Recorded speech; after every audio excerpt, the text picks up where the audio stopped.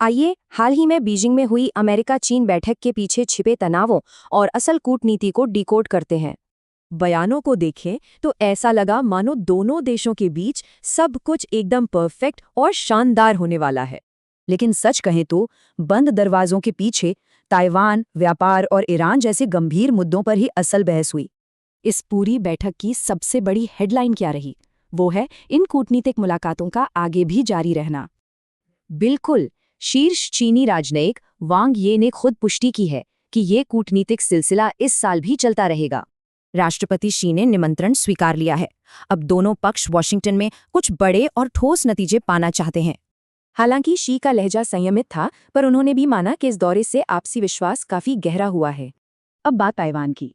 इतने अच्छे माहौल के बावजूद सच तो ये है कि ये सबसे संवेदनशील विषय बना रहा।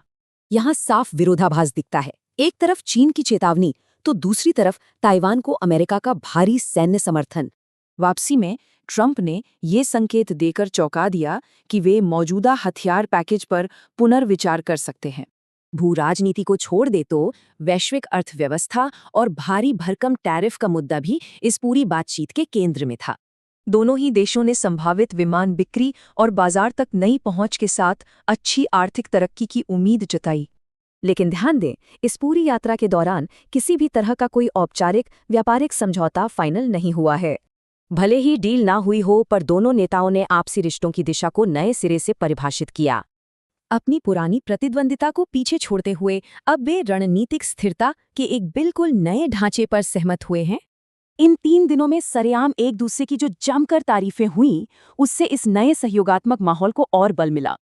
तो बड़ा सवाल, क्या ये रणनीतिक स्थिरता ताइवान और व्यापार की इस जमीनी हकीकत के सामने सच में टिक पाएगी?